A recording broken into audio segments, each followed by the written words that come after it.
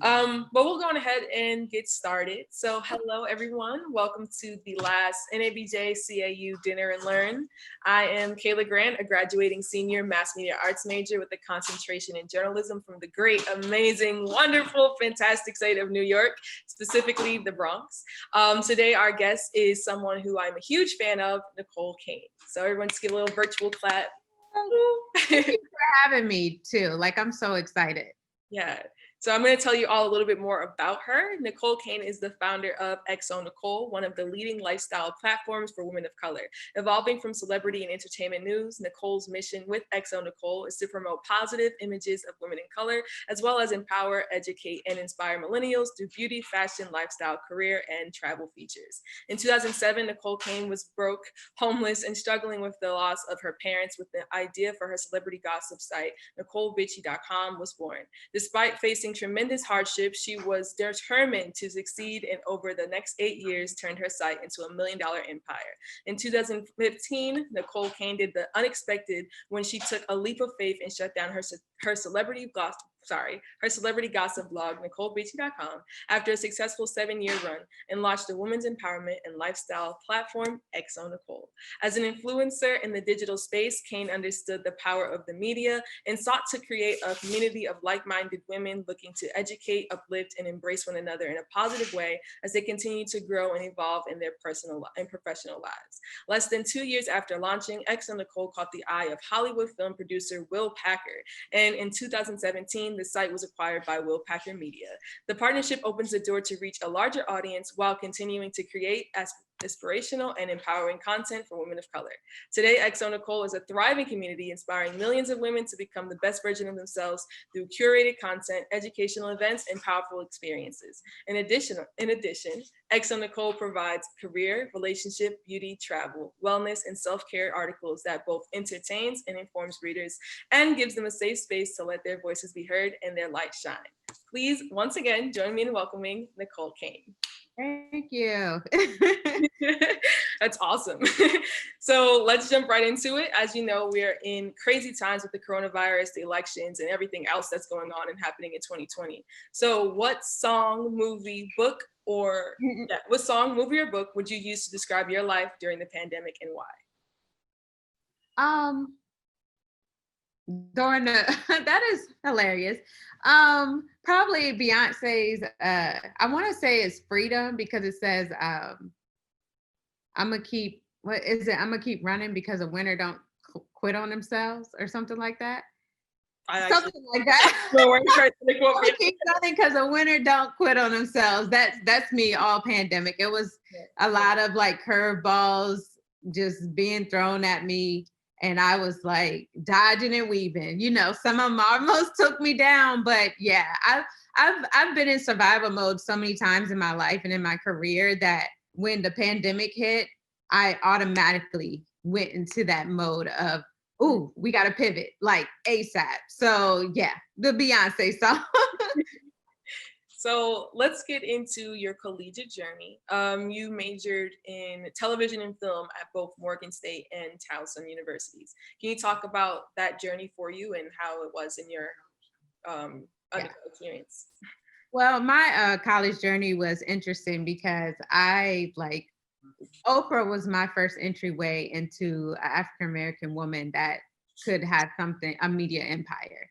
And so I always said I wanted to be like Oprah, but I went off to school and I didn't realize I had this like heavy accent and I couldn't pronounce words right. So while I would go to the dorms or whatever, people would always mock the way I talked. They would just repeat everything I said. And it like terrified me. And so I went to Morgan, which is a Black school, of course. But I was so terrified that I went through the what is it? When you're trying to find your major, the catalog. Yeah. I don't know if y'all have catalogs. You know, we in 20, that was like 20 years ago. But I went through the catalog looking for a major where I would not have to take a speech course. And you would think I'd want to take one so I could be better. But I was like, there is no way I'm getting in front of students and talking. And the only course that you didn't have to take a speech class was computer science. So I chose computer science as my major first. And I was like, I don't want to be like Oprah anymore because Oprah talks for a living. That's not me, not going to do it. But I eventually was like, I need to challenge myself. I need to quit. And I went back over. I knew my heart and my soul was into television, writing, and film production. So I started there at Morgan, and then I went up the street to Towson just to have a different experience. Because of course I got the HBCU experience, and then I wanted to know what would happen if you dropped me, and now I'm in a class and I'm the only Black girl. And so that was my collegiate experience. So you speak a lot about manifestation and manifesting the life that you want or goals that you want to accomplish. What does manifestation look like for you, and why is it so important?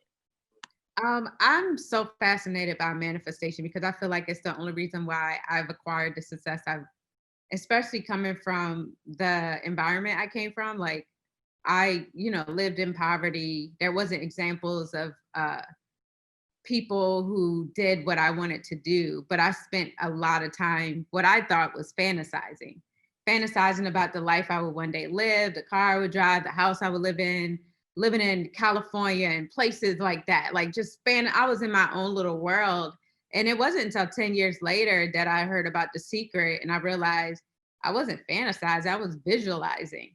And by then, the only thing I wasn't really doing was writing it down and making it clear what I wanted. I would think about it all the time, but once I started like writing down what I wanted in my life, like it just the heaven doors open. I remember coming to Atlanta in 19, I want to say it was 2008. And I didn't have anything but the clothes on my back and a computer because my aunt had kicked me out of her house. And I didn't have much money in my bank account, but I'm touring apartments. Like I had a check coming in, but there was a dream apartment I toured and I felt myself living in it. I knew where the furniture was going to go. And within a 3-month, 4-month time, I was making enough money to move into that apartment. So for me, manifestation is like, I think it's so powerful. I think it's everyone's superpower. And once they're able to tap into it, and it has a lot to do with your subconscious mind as well, because we only can attract what we think we deserve. So you gotta know that you deserve that career you want, or the salary you want, or the car, or the home, or the career. But yeah, that manifestation is a huge part of my life. I'm actually coming out with a manifestation planner at the top of the year because I really want to teach people the tools to not only train their subconscious mind and raise their self-worth, but teach them manifestation tools so their dreams can come true too. Oh my gosh, that is so amazing. So at one point, you've explained in other interviews that you've hit rock bottom in 2007, which is basically Mhm. how you birthed your celebrity gossip blog. So what was it like having built that from the ground up? And while you're in that state, what are some lessons that you learned and had to come to terms with? Um, and I'm gonna bring manifestation back up into this too, because at the time, 2007, I had lost both my parents. I was living in an aunt's guest room. Like the IRS had came and frozen my bank accounts. So even if I was to try to make money, like they were taking everything that would hit that bank account to pay off a tax debt. And so for me, I had like there was nowhere else to go but up. It was just complete rock bottom. I was living back home in my hometown of Maryland.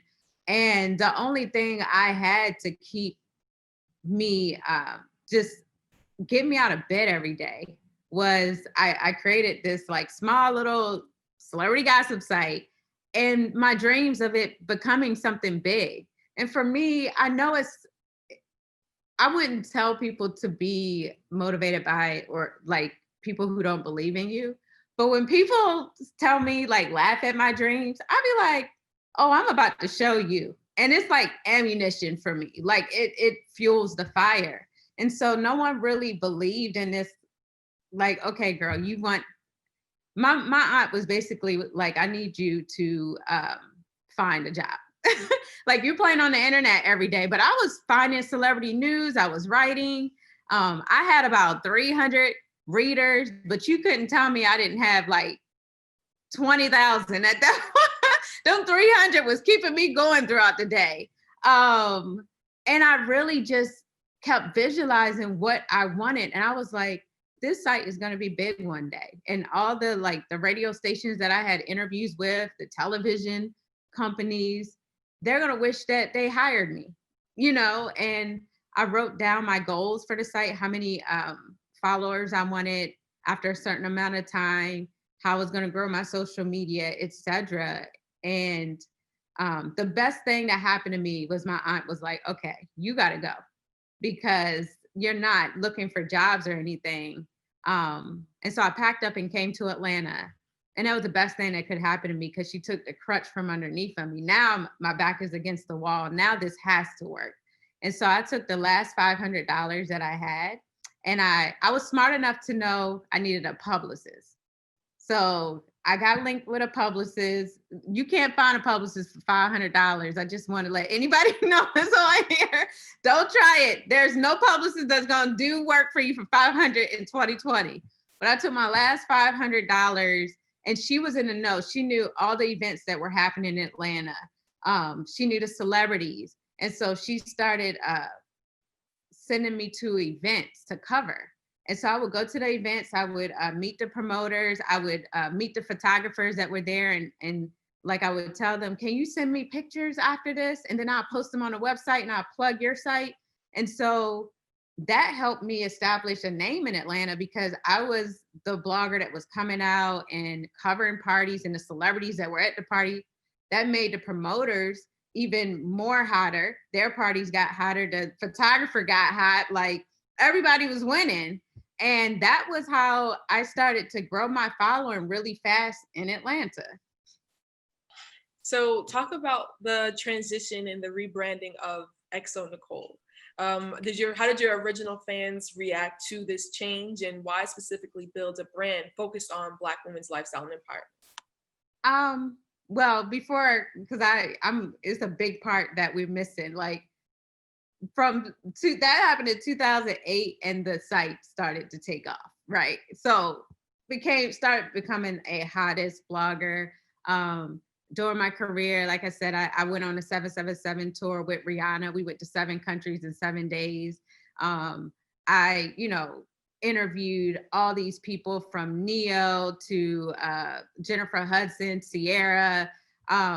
It got to a point where labels would fly me out to interview the celebrities, put me up in a hotel. And I got to a point where my name was so well known. I was being dropped. My name was being dropped in songs by people like Nicki Minaj, Wale. And it was almost like this crazy world. You wake up one day, you're like, wait, how did all this happen? You're winning awards, you're you're in magazines. It was like a dream. If you could have manifested anything like that, it's even think about it now, it still feels like a dream. And so I got to a point where life was going too fast. You still here? Oh, I think I lost her. No, I'm here. Oh, okay. I think I got to a point where I felt like life was moving too fast. Sometimes, our success is coming and life was moving too fast. It was a toxic environment because if you're covering celebrities, some celebrities are gonna like what you put. Some celebrities aren't gonna like it. And so I was always watching my back. I had private investigators that showed up at my house. There were just a lot of things going on. I'd be at award shows and get death threats. And I wasn't even a really negative blog, but those were the things that come with running a site like that. You have the power to ruin someone's career, right, if you don't cover them in the right way. And I had a lot of influence, and I just got burned out, and I felt unfulfilled. I used to think about my grandmother, who was like a barber, and she was my first entryway to entrepreneurship. And I used to wonder, would she be proud of what I was doing? And I was like, I don't know if she would be proud of my success in this way. And so I got to a crossroad where it was like, for me to live the life I want to live, I'm going to have to give up my career. I'm going to have to give Yeah. up the money. I'm gonna have to leave the blog. I don't know if I'm gonna ever make this money again, but my peace of mind, my spirit, Mm. um, it meant so much more to me than what the money I was making and the fame and all that other stuff. And so that's how I made the decision. I have to change my brand. I knew I still wanted to be in the web space, and that's how XO Nicole came about. I was like, okay, I still want to cater to this audience, but I want to give them more. I want to give them more positivity, more empowerment. Now, when you're a gossip blogger and you telling people you want to do empowerment, they're gonna look at you like you're crazy.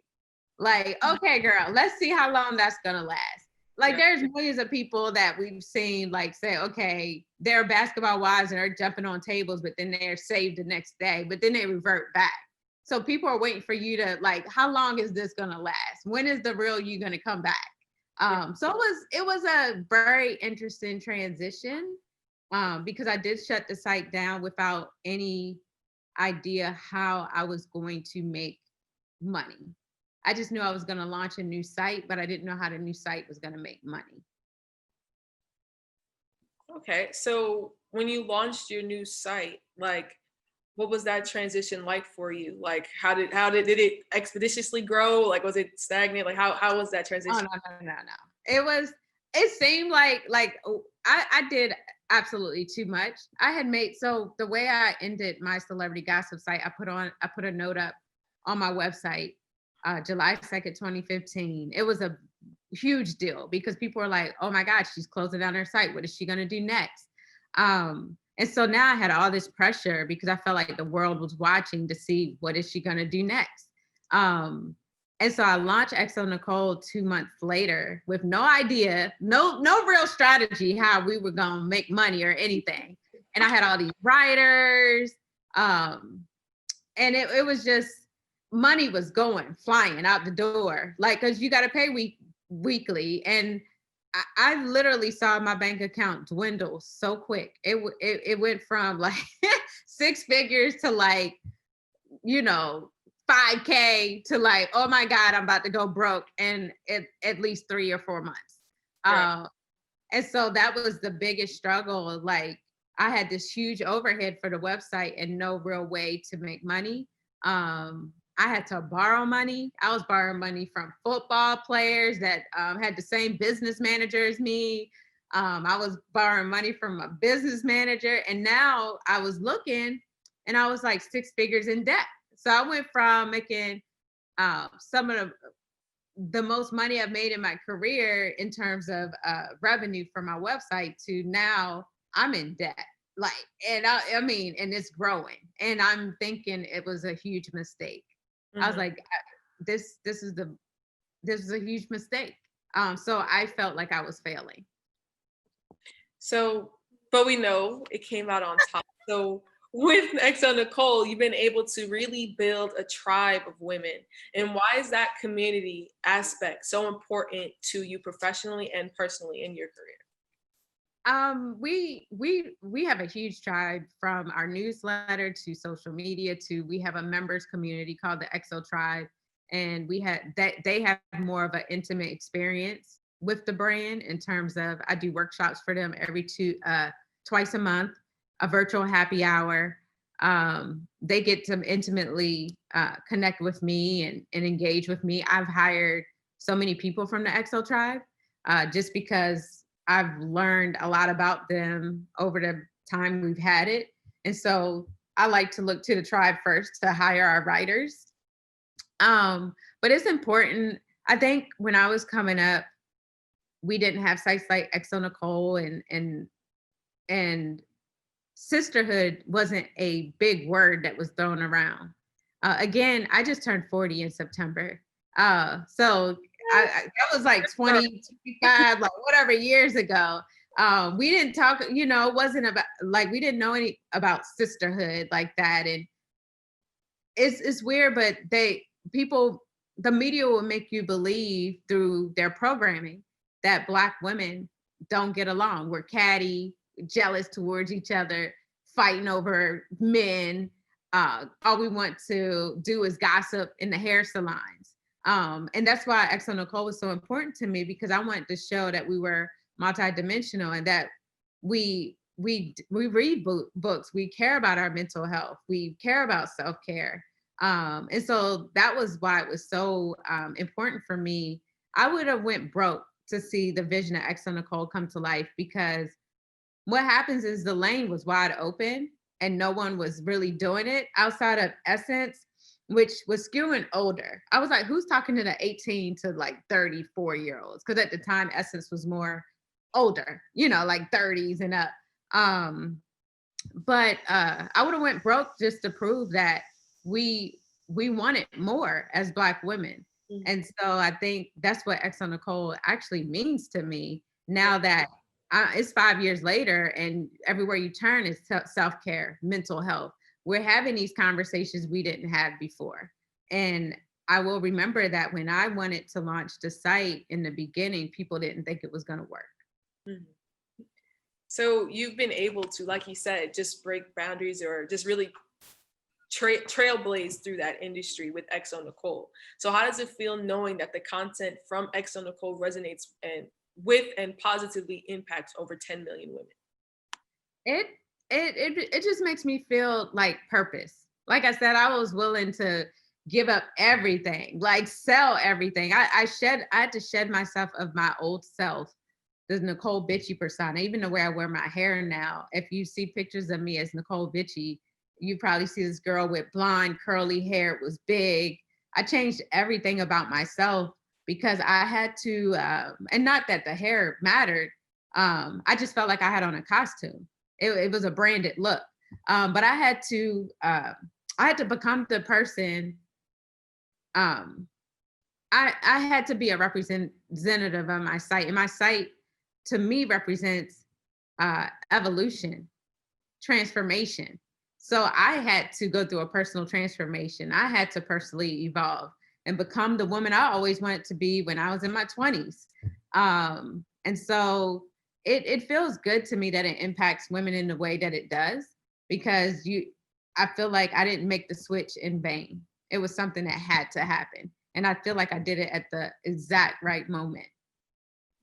And like I told you earlier, like since I've been connected with Exo Nicole and it's come to my forefront, I've really loved all the content that's being published. I'm a newsletter subscriber, and honestly, yeah, like it's just so great. I love the content. It's awesome.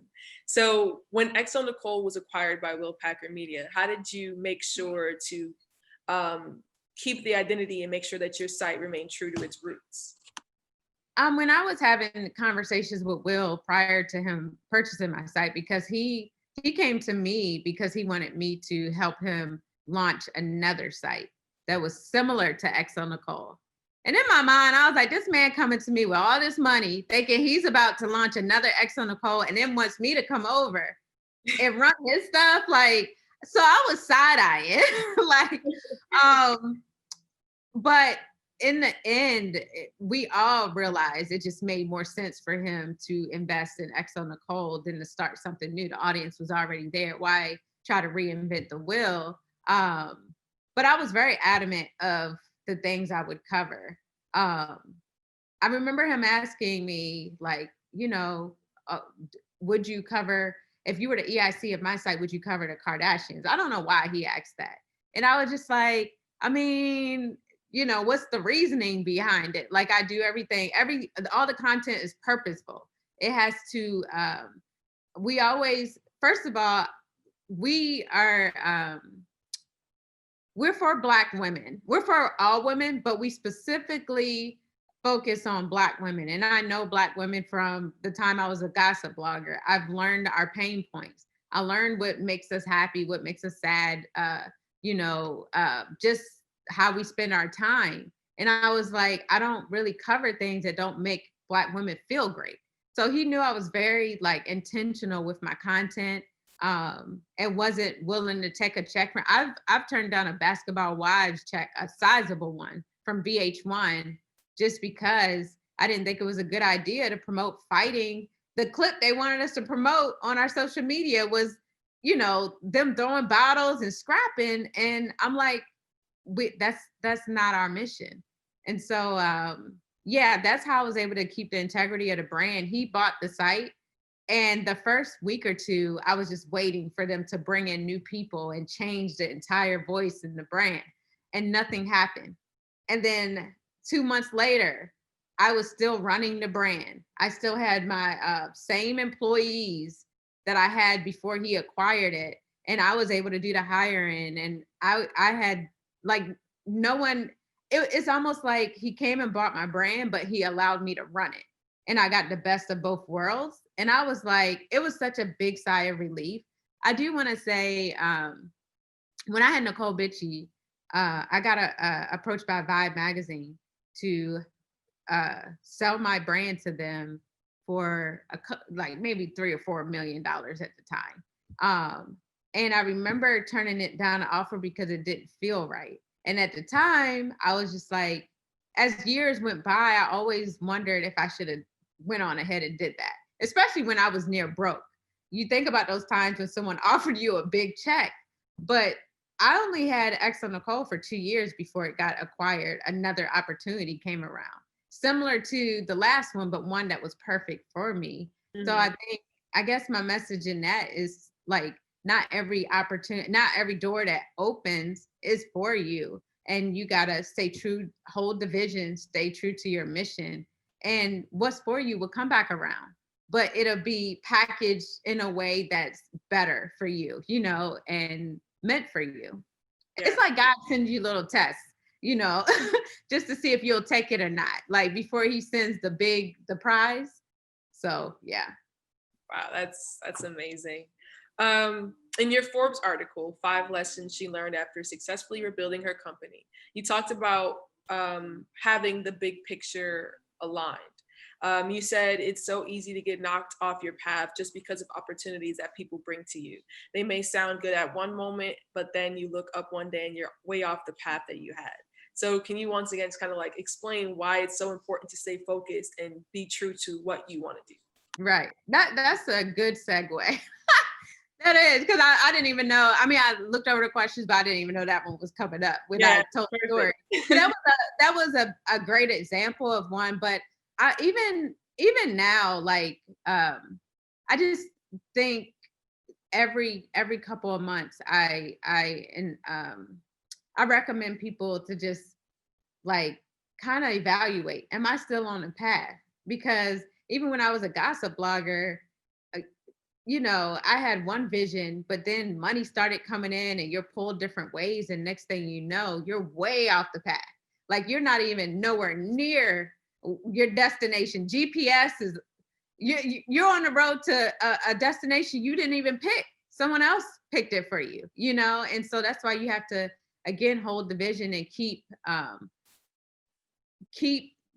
stay true to your mission, because it's easy for a few big checks to come in, and next thing you know, you don't even know what your brand is. I remember I got really caught up, and it's hard not to, but the influencer thing is really big.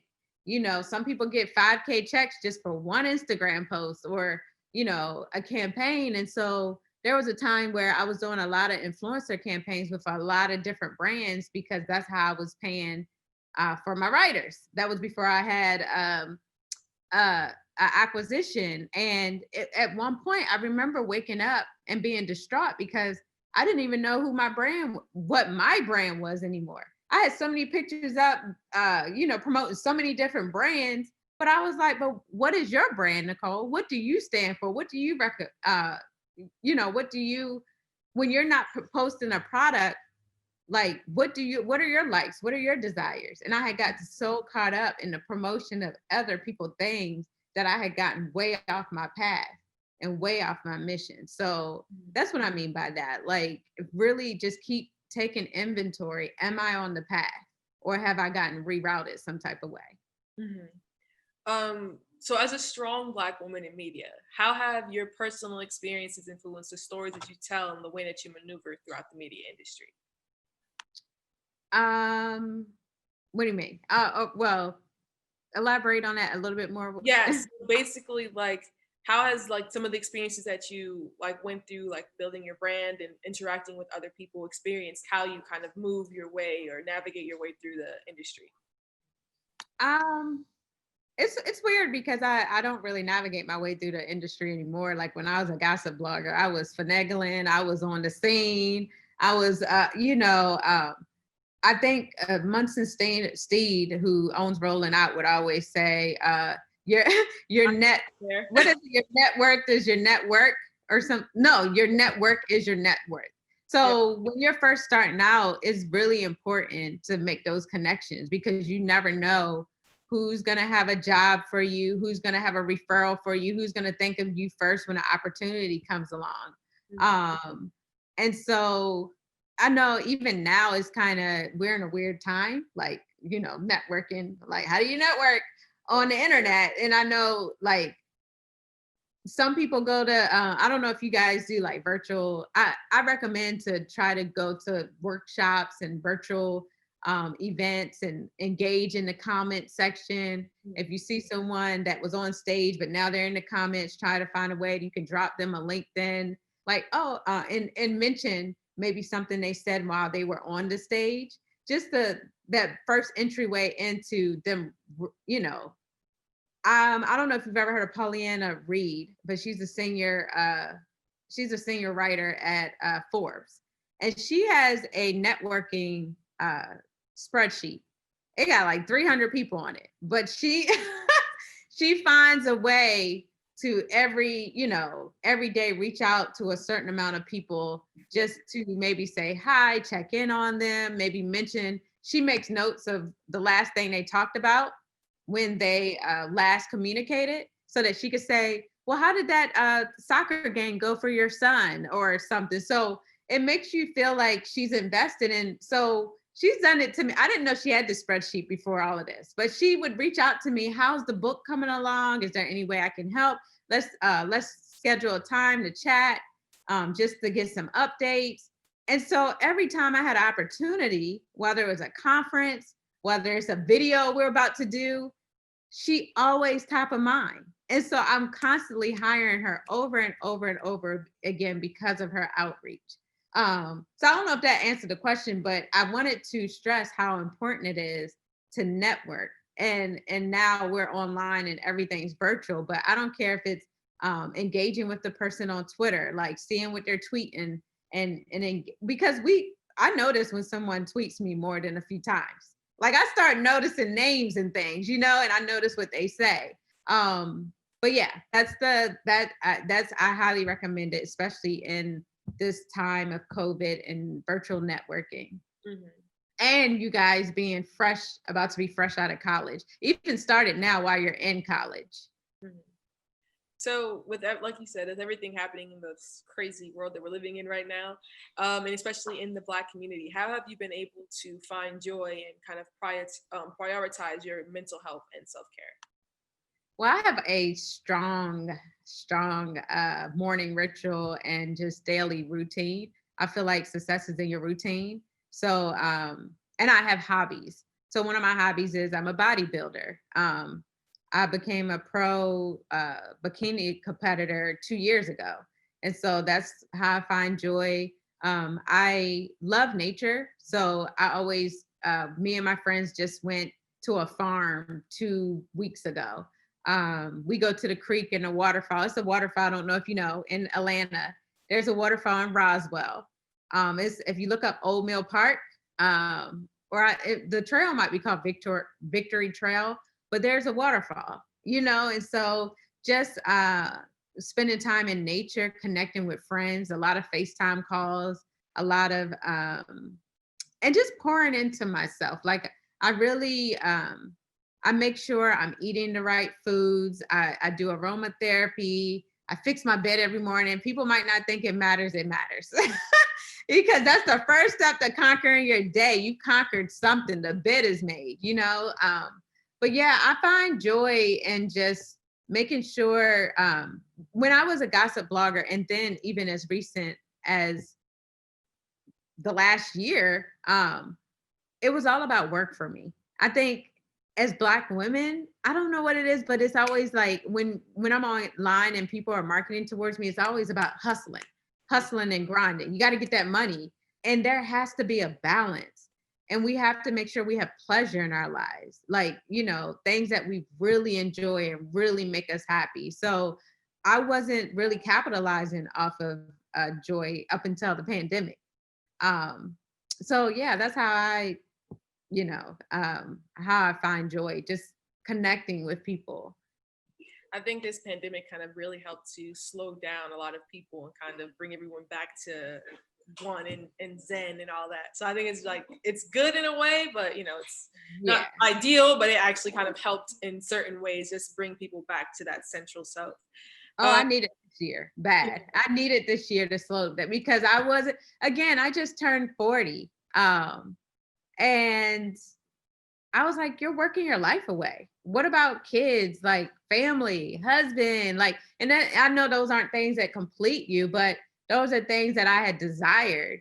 But I went through acquisition in 2017 and I looked up and 3 years had passed and I hadn't had a relationship in the whole time since my brand had got acquired, because I was so focused on just the brand winning. But sometimes you have to be selfish and be like, but what do I want? Forget like where everyone's pulling your hand. What do I want personally? And the pandemic helped me uh, find out what I personally wanted. so as for us as young journalists coming out of college that may not immediately get their dream job right after we graduate, what's some pieces of advice that you would tell them just for working towards their goal? Um, that's an interesting question, because I think in my bio that I used to have an old one, it said she couldn't find an opportunity, so she created one. And so I created my own opportunity, like after getting told no a million times. Um, and I know for you guys, it's even more like I said, the times are kind of crazy. Uh, but I tell people, because some people there's people that spend their whole day sending out resumes. And then there'll be people that have sent out their resume, but they're also spending time creating. They're spending time writing.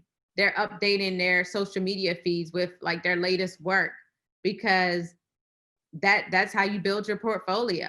That's how you get seen. That's how, you know, and either two things are going to happen. And it happened to me. Either I was going to have this blog, and what two things happened.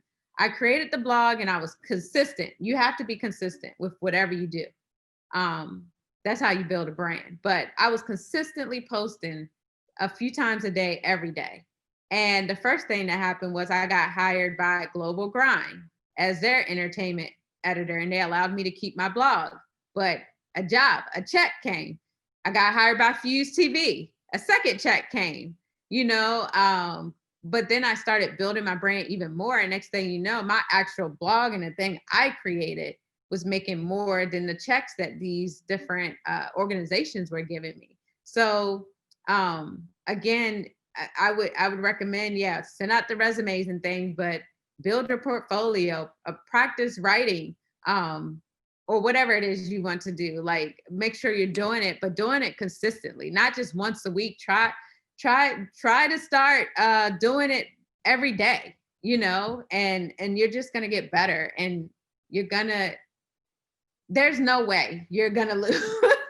But some people just will go into a state of defeat because they've sent out the resumes. And the part of my journey is I sent out so many resumes. I was like, I'm not sending out another resume. If somebody want to hire me, they're gonna have to find me. And I have not sent out a resume since I said that in 2007. And you know, like, and Yeah. what, over 13 years now, maybe more. I don't know. But yeah, I created opportunities for myself. So, knowing what you know now, what advice would you give to your 20-year-old self personally and professionally? 20 years ago, woo, child. Definitely take a leap. Well, no, I always say jump off the ledge for your dreams. Like I've done a lot of things in my career. A lot of times we don't do what's on our heart because of fear, and that fear of failure. And I don't know where I had got the bravery. I don't have the amount of guts that I had when I was in my 20s. Like I was doing whatever it took to be successful. But I would definitely tell her, jump off the ledge for your dreams. If you have an idea and you really believe in it, do whatever it takes to make it happen. I don't care about the no's, because no's are really not right now. A lot of those no's would turn into yeses eventually. And a lot of your losses would turn into wins as well. So that's what I would tell my 20-year-old self. So I'm going to ask a question from in the chat. Kiana Stevenson asked, what was the transition like between an HBCU and a PWI? Like, which institution did you enjoy more? So just to go into that transition a little bit more. And it's crazy because those schools are right up the street from each other.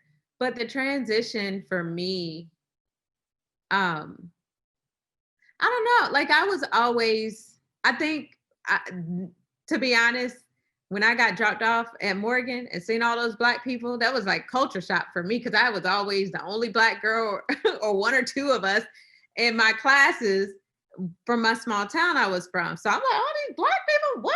Like, it was, but I recommend everyone to have the HBCU experience. It's just nothing like it. It's nothing like it. Of course, going over to PWI, it seemed a little dry. Like there wasn't. It's so many things I remember about being at a HBCU, from the step shows to the probates, and then you get the PWIs, and it's just like, oh, y'all really got nothing going on over here.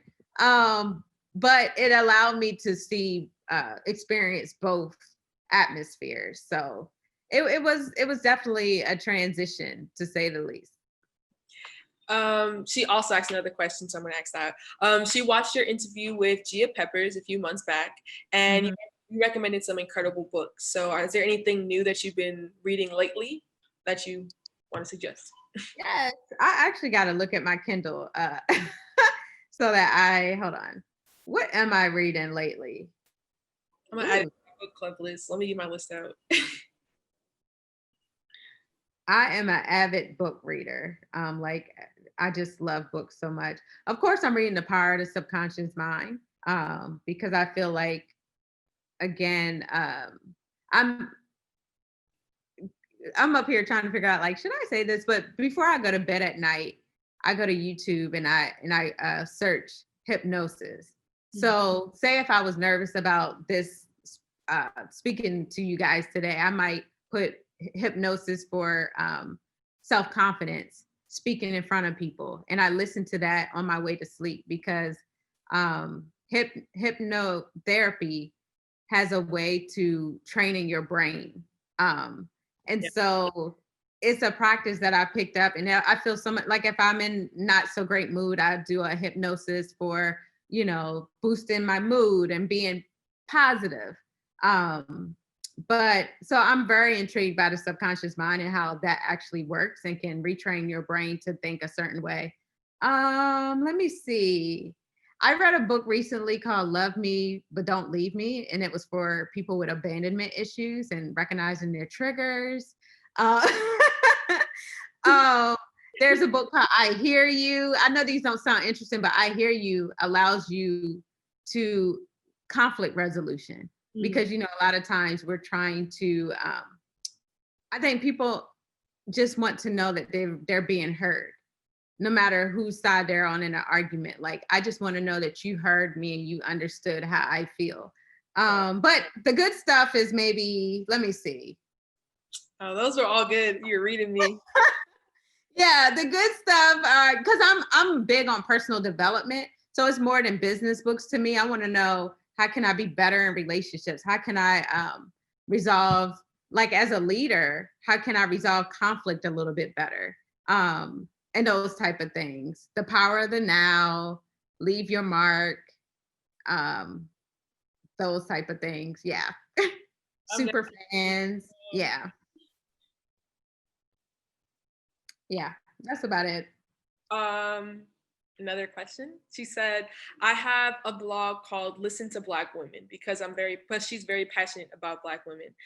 She has it in her resume, but someone suggested that she reconsider that as a young journalist applying to non-Black publications. What would you suggest? That is an interesting question because that is true. But I would think if I had that on my resume and that prevented me to get a job at that publication, would I really want to work for that publication? You know Yeah. what I mean? Like that's already telling me what the culture is like. You know? So I think in that regard, it helps weed out like maybe work environment she may not want to be in, like that could potentially be toxic for a Black woman. Yeah. Well, there you go. So the president of NABJ-CAU, aka Darian Carter, he asked, when quarantine and the pandemic is kind of over and coming to a close, what ways will you expand your business? It's funny because right before, so I spent 2019 creating event franchises. We have one, it's a girls' night in experience called Pajamas and Lipstick. And then we had one called Elevate Her. And so in 2020, we were supposed to go on a 3-city tour with Pajamas and Lipstick and also film a TV show around it. And Elevate Her was supposed to become bigger. Elevate Her was going to be our Essence Festival each year, getting bigger and bigger. And then the pandemic just shut that all down. I will say I am looking forward to going back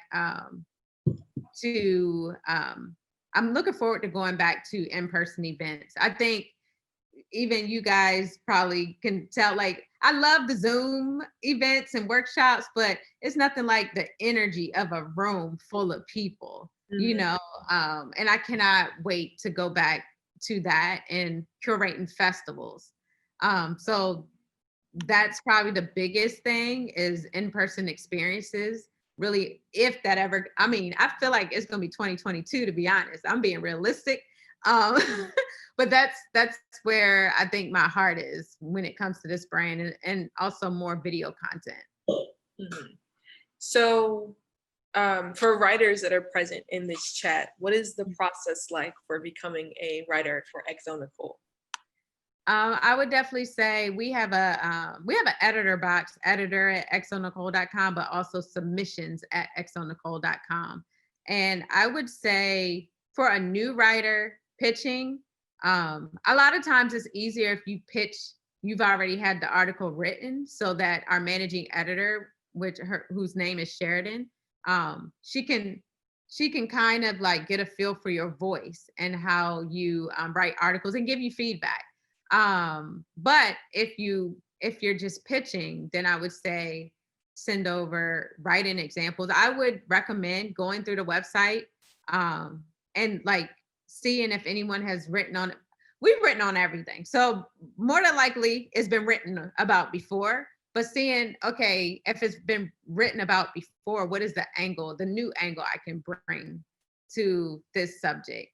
I would also like go through the website and just get a feel for the voice through reading certain articles, like, because we do have a very homegirl like voice on the site. And so I recommend that because some media outlets, I mean, now, I think when we first started, writers weren't used to like, what? I could write in my voice and it could sound like, it sounds very like you're hearing it from your girlfriend, especially a writer named Shelly R. Warren on the site. She does our love and relationship and sex articles.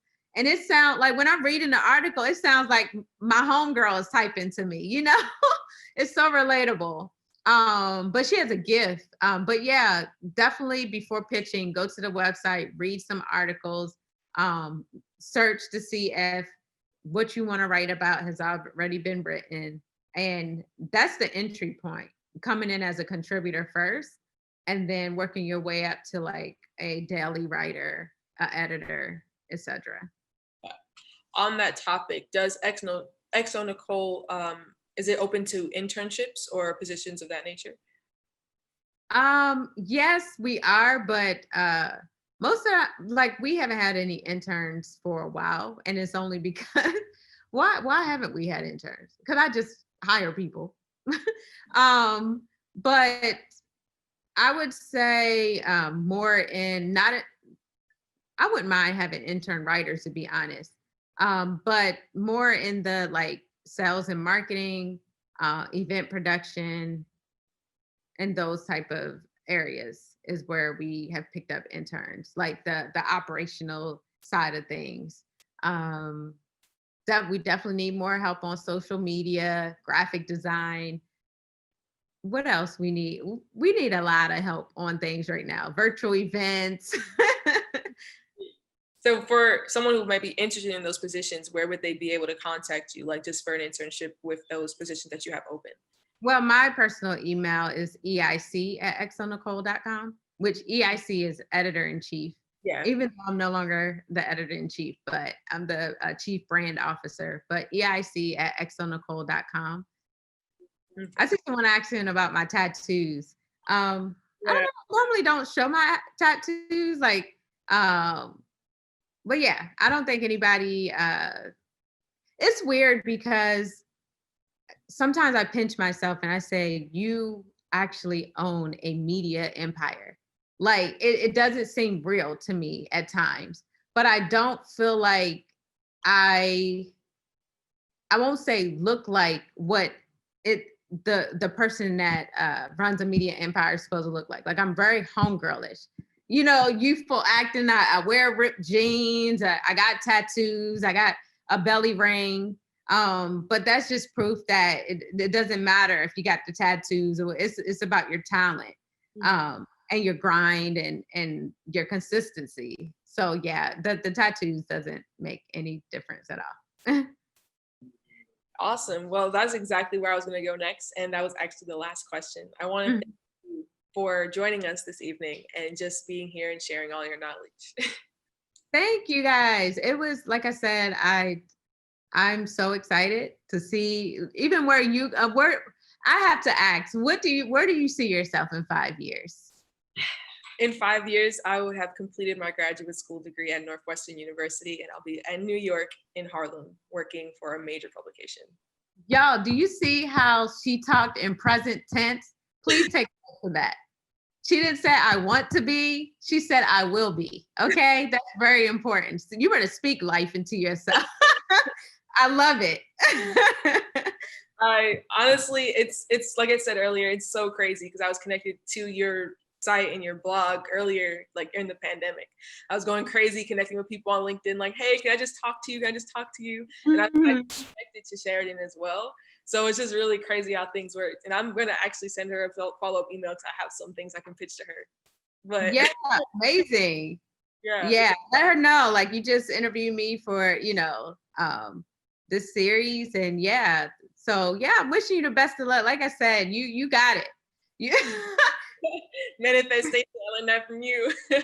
Right, for sure. Yeah. So I want to thank you once again, and we can all have a great night. Thank you guys. Have a good one. All right. Bye-bye. Bye.